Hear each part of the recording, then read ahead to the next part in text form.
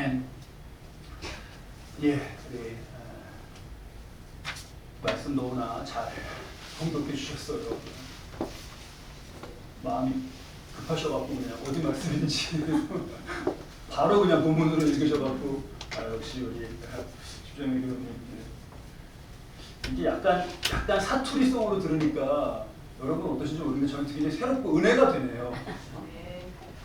약간 예수님이 사투리로 말하시는 그런 것 같고 느낌이 너가 말으리라 뭐 이렇게 하시는 것 같고 저 혼자 말씀이 좀 새롭게 느껴졌습니다. 예수님께서 예루살렘 성전으로 들어가셨습니다. 성전으로 들어가셨습니다. 나귀를 타시고 그만 웃으셔요. 제가 웃으니까. 성전으로 들어가시고 나귀를 타셨는데 이제 나귀를 타시고 입성하신 것이나 이런 것이 다 경성과 이런 모습은 말씀을 따라서 하신 것을 우리가 잘 보았죠. 가장 먼저 성전에 들어가셨고요. 여러분들도 오시자마자 기도부터 잘 하셨죠? 우리 교회 이렇게 하는 것으로 시작했는데 오늘 아마 다 그렇게 하셨을 줄로 믿습니다. 자, 이렇게 이제 한 과정 한 과정을 예수님이 거쳐 가시는데 시간이 정말 얼마 남지 않았어요. 예수님께서 십자가에 달려 돌아가시는 게 그게 무슨 요일이죠, 여러분? 우리 말씀하시면서도 예수님의 마지막 주간 이것에 대해서 특히 사순절이나 부활절 이런 걸 많이 묵상하는데 예수님이 십자가에 달려 돌아가시는 건 금요일이에요. 금요일이고 예루살렘 성에 지금 나귀 타고 들어가신 게 주일이에요. 일요일. 그러면은 성전을 정화하시고 이런 게 월요일. 그러니까 금요일 날 돌아가시니까 실질적으로는 화수목 정도, 3일 정도밖에 남지 않은 굉장히 긴박하게 시간이 흘러가는 그런 때입니다. 그런 사이에 지금 예루살렘 성을 정화하시고 다시 나가셨다가 성 밖으로 나가셨다가 다시 들어가시고 하는 월화에 걸쳐서 이게 굉장히 지금 순간순간 하루하루가 이 마지막에는 굉장히 중요한 때인데 이 화요일로 바뀌고 하는 그 시점에 좀 이상한 일이 있었어요. 그 이상한 일은 우리 지금 말씀 공독하신 대로 베다니에서 17절에 하루를 유하시고 이 18절 이른 아침에 성으로 들어오시고 그런데 또 하루가 간 거예요. 화요일이 된 거예요. 수목 이제 이틀 남았네요. 이른 아침에 성으로 들어오실 때 시장하셨습니다. 길가에 한 무화과 나무를 보셨어요. 근데 갔는데 뭐 먹을 거를 뭐 열매를 무화과 나무에 무화과 열매를 안 보이는 거죠. 그래서 이르시되 영원토록 열매를 맺지 못하리라 이렇게 말씀을 하셨어요. 그리고는 얼마 뒤에 보니까 무화과 나무가 말라버렸습니다. 이 말씀이 이게 무화과 나무에게 지금 예수님께서 이게 뭐 어떤 것을 하시는 건지 싶어요. 근데 게다가 이상한 게 마가복음 두 번째로 우리 공독하신 마가복음 본문을 보면 13절에 멀리서 한 무화과 나무를 보시고 가셨는데 잎사귀 없어서 보는데 근데 13절 마지막에 잎사가 일기에 아무것도 없더라. 이는 왜 없다고요? 무화과의 때가 아님이라. 근데 예수께서 나무에게 말씀하여 이르시되 이제부터 영원토록 사람이 내게서 열매를 따먹지 못하리라. 그래서 나무를 말라버렸어요. 이게 지금 어떻게 된 거죠? 그러니까 예수님은 6월절 어린 양으로 돌아가시는 거예요. 그러면 6월절이라고 하는 고시기거든요. 그 6월절은 지금 우리가 쓰는 달력상으로 3월이나 4월에 걸립니다. 이렇게 3월, 4월, 4월보다 더 늦어지진 않아요. 그럼 3월, 4월이에요. 지금 무화과는 6월에 열려요. 무화과 때가 아니라 그러면 6월달이 아직 안 됐으니까 무화과가 안 열리는 거잖아요. 그러면 열매 열릴 때가 안 되어서 열매가 없는데 이거가 열매가 없다고 예수님이 이걸 나무라시며 저주하시면 이게 말이 되는 건가요? 이 말씀은 우리 말씀을 보는 사람들에게 믿는 사람들을 좀 당혹스럽게 하는 그런 말씀이에요. 이게 어떻게 된 거지? 근데 그냥 의아하고 그런 것만이 아니라 이게 좀 문제가 됩니다. 유명한 영국의 철학자인데 버털런드 러셀이라는 분이 있어요. 많은 이름이 알려져 있어요. 우리도 들어본 것 같은 그런 이름인데 굉장히 유명한 분이죠. 근데 이 철학자 러셀은 자신이 무신론자다. 나는 하나님 믿지 않는다. 그런 것을 굉장히 이렇게 강조했고 또 막 그걸 말하고 다녔습니다. 아예 그 자랑하면서 책까지 냈어요. 그 책이 나는 왜 그리스도인이 아닌가. 이 책까지 냈습니다. 근데 그 책에서 딱 이 장면을 들어요. 중요한 대목에서. 열매 맺을 때도 아닌데 열매가 없다고 나무를 저주하신 예수님은 다른 사람보다 지혜롭지도 도덕적이지도 않다. 부처 소크라테스가 더 자유롭다. 이렇게 조롱조죠 이거는. 그렇게 말합니다. 근데 말씀을 보면 맞는 말이잖아요. 그게 우리가 어떻게 받아들여야 되는 거죠? 자, 하나하나 정리를 우리가 좀 해보시죠. 6월절 어린 양으로 돌아가셔서 지금 6월절이 돌아오는 지금 금요일 되면 그게 돌아오는데 그거가 맞아요. 그거는. 그러니까 지금이 3월이나 혹은 4월입니다. 무화과는 지금이나 그때나 그 전이나 그 지역에서 6월경에 무화과 열매가 맺히는 것도 맞아요. 그리고 예수님이 이상한 분이 아닌 것도 맞잖아요. 근데 이 세 개가 연결이 안 되네. 여기서 중요한 거는 13절 말씀에 우리 13절 말씀 잘 의미를 새기면서 한번 함께 읽겠습니다. 멀리서 잎사귀 있는 한 무화과 나무를 보시고 혹 그 나무에 무엇이 있을까 하여 가셨더니 가서 보신즉 잎사귀 외에 아무것도 없더라. 이는 무화과일 때가 아니니라. 저기서 밑줄을 제가 그어놨는데 혹 그 나무에 뭐가 있을까요? 무엇이 있을까? 혹 그 나무에 무화과 열매가 있을까가 아니라 혹 그 나무에 뭐가 있을까예요. 이 부분을 잘 봐야 됩니다. 이 부분을. 유대인은 무화과를 우리는 무화과 이렇게 부르는데 이걸 테에나라고 불렀어요. 테에나. 무화과가 히브리어로 테에나예요. 그런데 이 테에나가 무화과가 6월이 되면 하루에 팍 그냥 열리는 게 아니잖아요. 그렇죠? 그 전에 뭐 이렇게 조그만 알갱이 같은 게 나오는 곳으로부터 시작해서 알갱이가 자라서 6월 달에 무화과가 되는 거잖아요. 그렇게 처음에 알갱이 같이 나오는 것은 테에나라고 부르지 않고 파게라고, 파게, 다른 말로 불렀습니다. 파게. 우리도 사과가 있잖아요. 사과가 있는데 사과 이렇게 커지기 전에 이렇게 조그만 그 사과는 뭐라고 부르죠? 그거는 풋사과 이렇게 부르죠. 다르게 불러요. 근데 뭐 사과 공통적이긴 하네요. 풋사과도 풋자만 붙었지. 근데 가령 그게 다른 게 있어요. 이게 다 큰 상태하고 적을 때하고 명칭이 다른 게 있습니다. 다 컸을 때는 개구리인데 그거 조그만 때는 뭐죠? 올챙이. 그러니까 용어가 완전히 다른 게 있단 말이에요. 이렇게 개구리, 올챙이 같은 건데 그것처럼 테에나라고 하는 이 무화과는 조그만 알갱이일 때는 이걸로 불렀습니다. 파게라고. 파게라고. 요 파게는 조그맣고 과일로는 그렇게 별 가치가 없어요. 맛도 별로 그렇게 없고. 그래서 보통 안 먹었습니다. 그런데 나그네들 또는 좀 어렵고 배가 고프고 이런 이들에게는 그걸로 조금이라도 허기짐을 면할 수 있는 그러한 간식이 되었어요. 자, 이런 내용을 알고 보면 이제 이해가 좀 되시죠? 예수님은 지금 그런 상황이고 이 무화과 나무에서 그걸 찾으시면서 배 간식 찾으시는 그것만이 아니라 중요한 교훈을 깨우쳐 주시고자 하는 거예요. 중요한 교훈. 그게 뭐냐 하면 그 교훈을 잘 깨닫기 위해서 13절 말씀을 잘 봐야 됩니다. 13절 멀리서 어떤 나무를 보셨다고요? 무화과 나무를 봤다. 그렇죠? 근데 무화과 나무의 상태가 지금 어때요? 어떻게 묘사되어 있어요? 무화과 나무가? 잎사귀 있는. 그렇죠. 그리고 13절 저 뒤에 무엇을 먹을 시 있을까요? 가셨더니 가서 보신즉 아무것도 없는데 뭐는 있어요? 잎사귀는 있죠. 잎사귀 있는 무화과 나무예요. 이게 굉장히 중요합니다. 자, 그 파게라는 게 조그만 알갱이가 맺힐 때 무화과 나무는 잎사귀도 풍성해졌어요. 어떨 때 파게는 잎사귀보다 먼저 열렸습니다. 사진을 한번 보시죠. 요게 파게예요. 이렇게 조그맣게 열리기 시작하는 요게 무화과잖아요. 우리가 아는 이렇게 크게 익어가기 전에 여기 조그맣게 나온단 말이에요. 근데 어떤 때는 이렇게 가지에 파괴부터 나왔죠.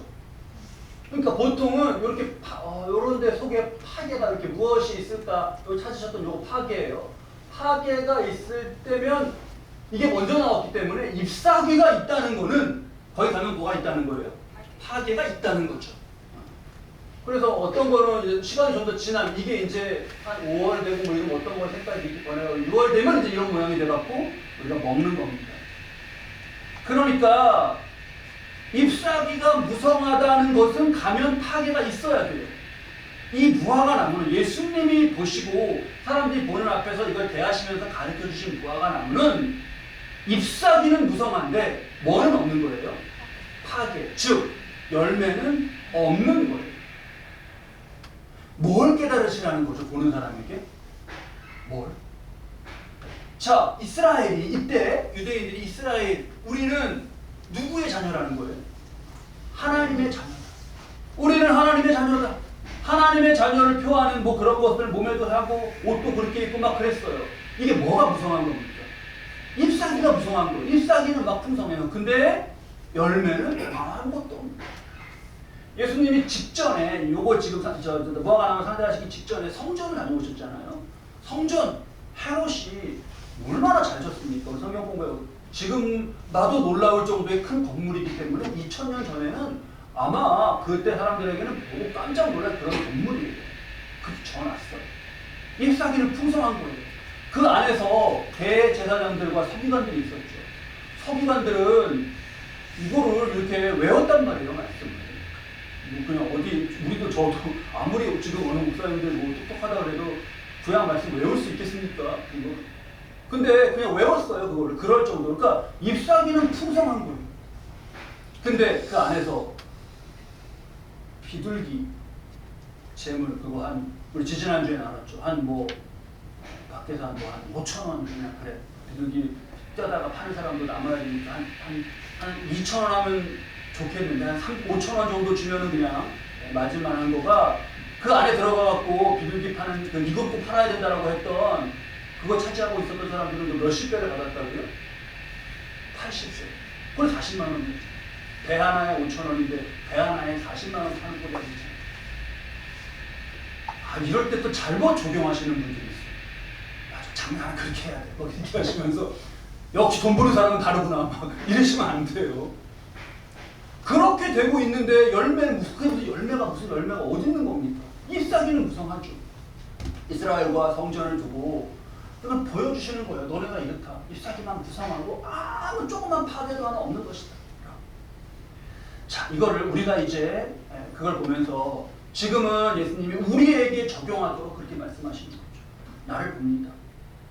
보여지는 것, 신경을 많이 써갖고 이렇게 뭐 무성하게 보이고 그런 거는 할 수 있어요. 굉장히 뭐 무성한가 보다 뭐 이렇게. 근데 진짜 무화과 나무가 되어서 그 열매가 있는가? 이걸 보는 거죠. 그래서 예수님께서 지금 대하고 계시는 이 무화과 나무 같이 되면 되는 거예요? 안 되는 거예요? 안 되는 거죠. 우리는 그러한 무화과 나무 같이 되지 말아야 된다라는 세계는 겁니다. 여러 가지로 우리가 이것을 적용할 수가 있어요. 잎사귀와 파기. 사람이 우리가 사람들이 하는 많은 그 오해 가운데 큰 것 중에 하나가 그런 착각을 우리가 많이 한다 그러더라고요. 공감이 많이 됐어요. 저도 특히 말씀 전하는 사람으로서. 뭐냐 하면 이게 아는 것을 가지고 착각을 하는 거예요. 이게 뭐냐 하면 어떤 사람이 이제 딱 막 사랑의 위대함 이거 강연하는 거죠. 사랑은 고대 그리스의 어떤 개념이고 소크라테스가 말한 사랑은 무엇이고 그 사랑이란 것이 정말 얼마나 위대한가. 동양의 공자는 인이라는 사상인데 어진 건데 그건 사랑과 이렇게 연결이 되는 겁니다. 이것을 뛰어넘는 이것보다 더 자신을 내어주는 사랑, 제일 큰 사랑은 하나님의 아가페 사랑입니다. 이거를 어떤 사람이 사랑에 대해서 1시간 동안 강연을 한 거예요. 1시간 동안 계속 사랑에 대해서 말하려면 동서양에 엄청 많이 알아야 되지 않습니까? 자, 그렇게 강연한 그 강연자예요. 훌륭한 강연자예요. 그는 사랑의 사람이겠죠? 그렇겠죠? 여기서 우리가 이제 착시각과 착시가 일어난다는 거예요. 이걸 알고 있는 거하고 그 사람이 진짜 사랑의 사람이냐는 다른 거라는 거죠. 그래서 그 사람에 대해서 주변에 물어보니까 그 사람은 자기밖에 몰라요. 이렇게 말해요. 여기로는 많이 알아갖고 1시간도 2시간도 3시간도 말할 수 있는 겁니다. 막 전문적으로 말하고 다 용어도 막 다 꺼집어서 말할 수 있고. 근데 본인이 그런 사람인가 하냐는 완전 별개의 문제입니다. 그러면 이 말 1시간 동안 2시간 동안 막 대단하게 말한 거는 다 그건 뭐예요? 무화과 나무로 치면 잎사귀죠. 잎사귀. 풍으로 잎사귀 어마어마합니다.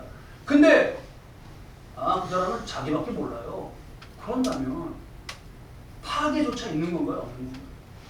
없는 거죠. 실제 그러면 이 사람은 사랑의 사람이에요? 아니죠. 사랑에 대해서 많이 알고 있는 사람이죠. 이걸 우리가 잘 이렇게 적용해 가며 나를 돌아봐야겠습니다. 내게 잎사귀에 해당하는 것. 근데 파괴에 해당하는 것은 정말 내게 있는가? 때로는 잎사귀 안 나와도 돼요. 그냥 파괴만 있어도 돼요. 그래도 많은 사람에게 유익합니다. 무화과나무 교훈은 참 재밌으면서도 한편으로 참 무서운 그런 말씀입니다. 근데 무서운 점 나누기 전에 문득 아까 그 철학자 어떡하죠? 아까 그 버트나드 러셀 나는 왜 그리스도인이 아닌가? 이렇게 무화과를 두고 때도 아닌데 찾는 예수가 어떻게 막 이해했는데 말씀의 진실은 이건데 그건 어떻게 해야 돼요? 어떻게 해야 돼요?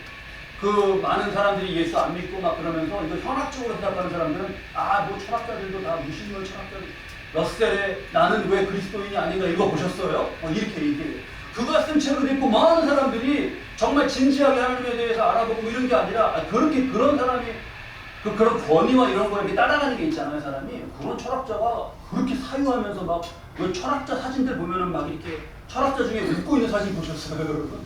막 이러고 있잖아요. 그렇게 심오하게 막 해갖고 하나님이 없다고 결론을 내렸으면 그렇게 유명한 사람이 그랬으면 하나님 없는 거야. 나도 안 믿어 그랬는데 정작 그 책에서 대표적으로 예를 든 게 이런 간단한 오해였다니. 그걸 어떻게 해요? 그리고 그분 때문에 또 안 믿게 된 이들은 어떡하고 다른 사람 다 안 믿게 하고 죄 가운데 살아가게 하는 원인을 제공한 그 죄는 그걸 어떻게 해야 됩니까? 너무 무서운 거예요.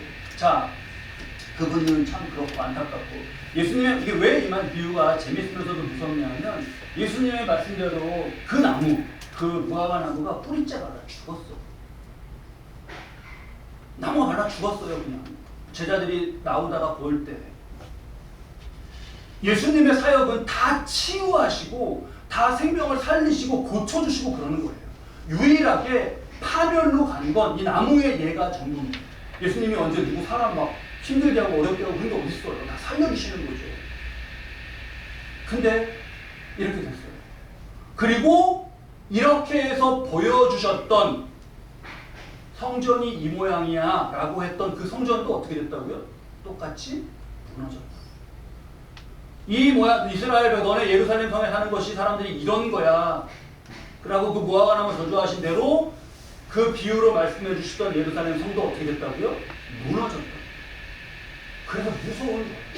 그래서 나는 내가 이런 무화과 나무가 되면 안 되겠구나 라고 꼭 마음 가운데 새겨야 됩니다. 파괴, 그래 차기 열매 이런 걸 기억하는 무섭습니다. 근데 이게 하나님의 공물이고 그래 이게 하나님의 공물이에요. 이게 우리도 그렇게 해요. 이게 너무한 게 아니라 우리도 그렇게 해요. 여러분 냉장고 우리가 이제 이렇게 상황을 떠올려 보자고요. 내가 만두를 주문해서 샀어요. 만두 좋아하셔요?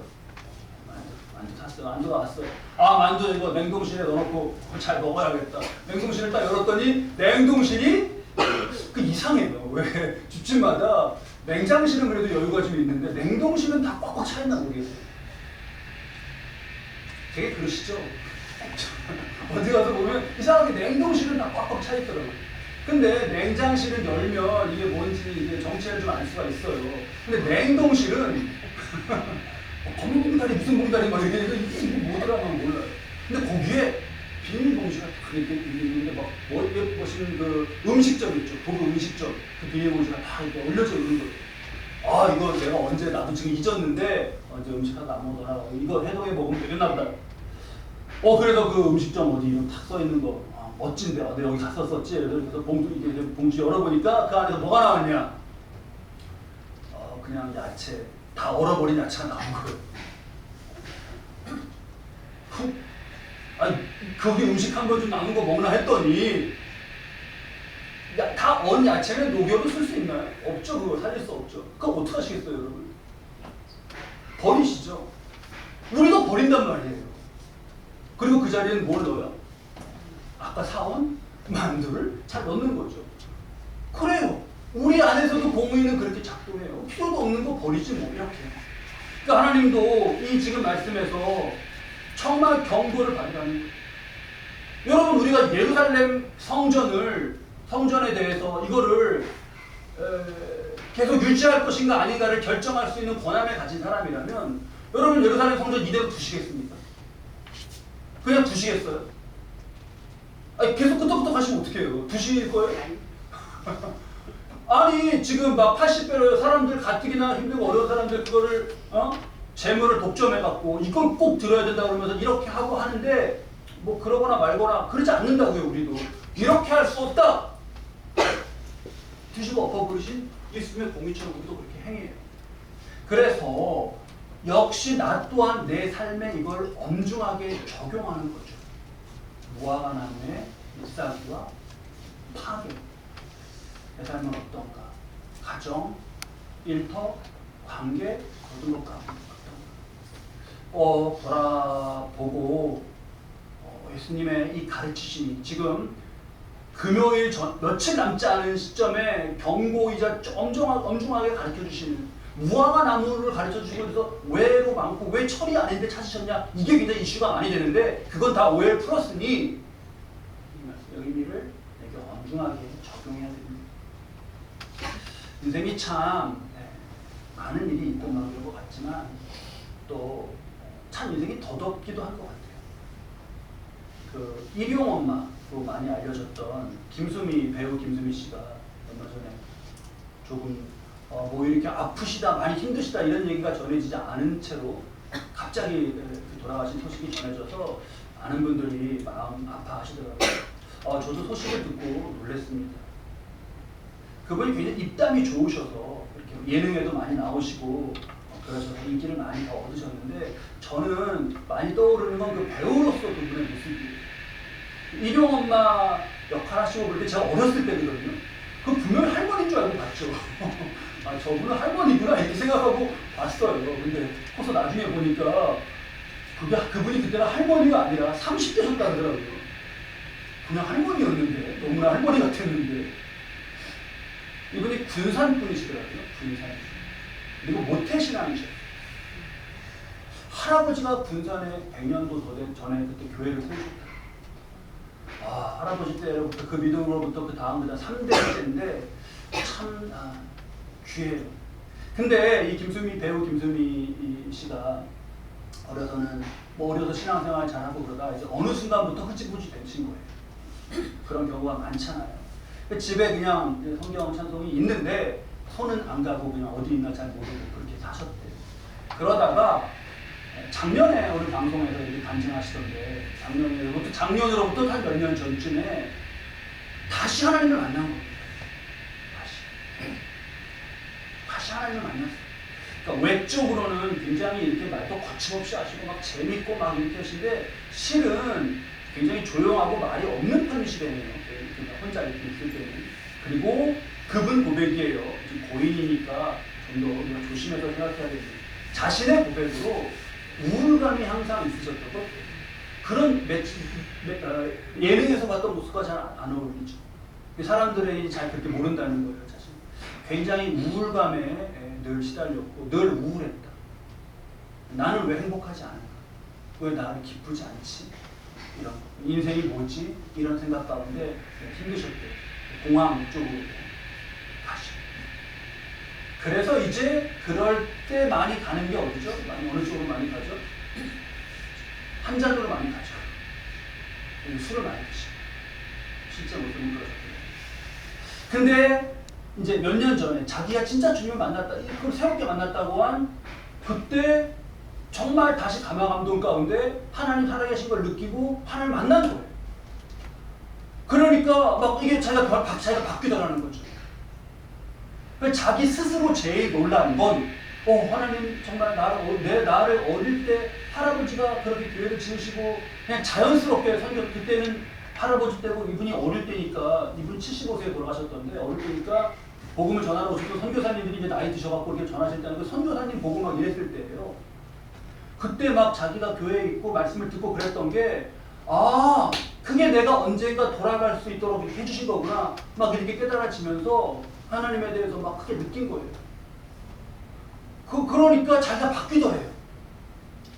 자기가 자신에게 제일 많이 놀라셨던 건 자기가 제일 싫어하고 증오했던 대상 혹시 아셔요? 미디어에 많이 나오던데 남편 남편에 대한 증오가 가셔가더라는 거예요. 그게 자기도 몰랐대요. 내가 왜 이렇게 사람에게 이러지? 그리고는 감사와 기쁨이 자꾸 넘쳐나고 그냥 감사하고 그렇더라는 거예요. 그러니까 자기가 원래는 누가 상대 배우가 막 NG를 계속 내고 무슨 게스트가 이상하고 그러면 그냥 탁 촬영장에서 나가버렸대요. 그러니까 약간 좀 평이 났겠죠. 성질이 있다 막 이렇게. 근데 자기가 막 괜찮아고 품어주고 막 이렇게 하니까 PD들이 놀랬대. PD를 따로 와서 조용히 묻대. 혹시 어디가 아프시냐고. 원래 사람이 확 아프면 전화요. 공개되지 않게 아프신 데가 있니? 그럴 정도. 그래서 그렇게 간증하시면서 방송에서 나 같은 죄인이 결혼하고 자식 손주까지 보면서 이렇게 사는 것이 참 감사하다. 다른 것도 그래서 감사하다고 가셨습니다. 그리고 이제 하나님 다시 만나고 나이 이제 좀 많아졌는데 그때 집사직을 받으셨어요. 집사직. 그러면서 고백하기로 한 20년만 자기가 일찍 받았으면 더 정말 좋고 잘했을 텐데 너무나 정말 몰랐다고 그렇게 고백하시고 지금이라도 다행이다 많이 고백하시고 과거에는 우울감과 공황장애와 불안으로 하늘이 맑은 날이든 흐린 날이든 그냥 자기에게 하늘은 잿빛이었대요. 근데 하나님 만나고 늘 기쁘고 모든 사람을 용서하고 다 그냥 용서가 된대. 그리고 인생이 행복하다 이렇게 고백했습니다.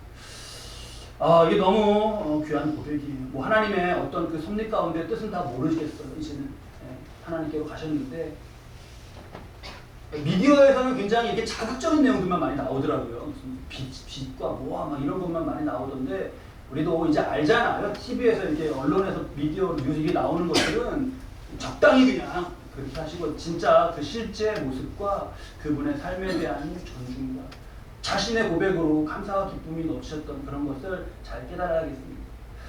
만약에 이분이 계속 하나님을 떠났다, 완전히 떠났다 그랬으면 이쪽 그 연예계가 그렇지 않습니까? 밖에서 볼 때 무화과 나무를 치면 밖에서 볼 때 모는 많아 보여요. 잎사귀는 엄청나게 많아 보이죠. 근데 그 안에 모는 없는, 파괴는 없는 거예요. 자, 여러분 우리의 삶을 돌아봅니다. 빠르게 지나가는 세월.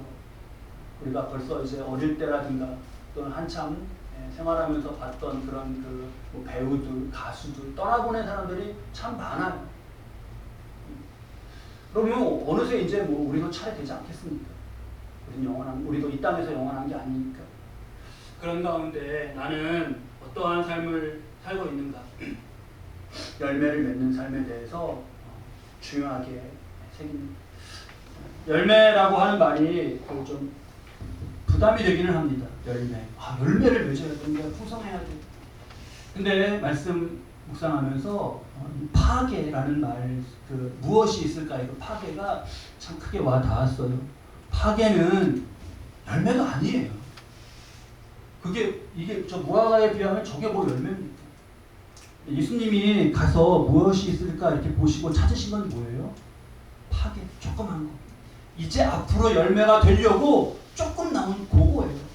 그렇다면 우리도 정말 너무나 부족하고 열매라고 내가 할 만한 게 내 삶에 뭐가 있을까 싶지만 그러나 정말 작은 것이라도 그렇게 하나님 앞에 행해가고자 하는 것이면 주님께서 받으시는 그런 파괴, 다른 열매 하나님이 보시면서 이게 있구나 주님이 보시면서 기뻐하실 그럴 겁니다. 여러분 무화과라는 말은 안 잊어버리겠죠. 우리가 무화과 잘 아니까. 무화과 어릴 때 부르는 파괴라는 말은 잊어버리실 수 있겠죠. 헬라어 파괴. 뭐 있는 것도 당연하고. 제가 언제 새벽 예배 때 한참 좀 전에 이거 말씀 이렇게 전하면서 파괴에 대해서 막 얘기하고 이렇게 새벽 예배 드렸는데 김일영 원사님 안 계시네. 나중에 김일영 원사님과 뭐 대화하다가 김일영 원사님이 그 뭐가 파괴 이러면서 파괴를 말씀하시더라고요. 그래서 야 경력이 좋으시다 그렇게 생각했는데 저는 잊었었어요. 말하고 나서. 그래서 이번에도 설교 준비하면서 하나님 성도도 설교를 듣고 파괴를 기억하고 막 이렇게 하는데 저는 목사가 돼갖고 또 내가 전하고도 파괴 잊어버리고 그 무화과나무 조그맣게 부르는 이름이 있습니다. 뭐 이게 아닌 것 같은데 어떻게 기억하죠? 막 나름대로 끙끙 앓았어요. 하나님 잘 기억해야 되는데. 근데 그때 이게 하나님의 음성인지 뭐가 떠오르더라고요. 뭐가 떠올랐는 줄 아세요? 짜파게티. 짜파게티가 떠올랐어요. 앞에 짜짜를 빼고 뒤에 개짜를 빼고 그럼 뭐예요? 파괴더라고요. 짜파게티로 기억해야겠구나. 그렇게 떠올렸습니다. 자, 여러분들 꼭 그렇게 기억하시죠. 이스라엘은 마지막 하나만 이스라엘은 나라의 나무가 여기 유대의 나무 두 가지만 대표적으로 꼽으라 그러면 올리브 나무하고 무화과 나무. 세 개 꼽으라 그러면 여기 포도나무까지 들어가요. 여기 지금 예수님이 17절에 성 밖을 그들을 떠나 성 밖으로 어디를 가셨죠? 베다니로 가셨죠. 베다니는 무화과 나무의 집이라는 뜻이에요. 그렇다는 말은 거기 뭐가 많다는 거예요? 무화과 나무가 많다는 거예요. 그렇다는 것은 그 지역이 무화과 나무가 자라기 좋다는 거예요? 안 좋다는 거예요? 자라기 좋다는 거예요. 그 나라의 제일 풍성한 무화과 나무, 그 중에서도 무화과의 집이라고 불릴 정도로 잘 자라게 되어 있는 베다니에서 이 나무는 어찌하여 파괴를 쳤습니다. 이게 우리 안타깝습니다.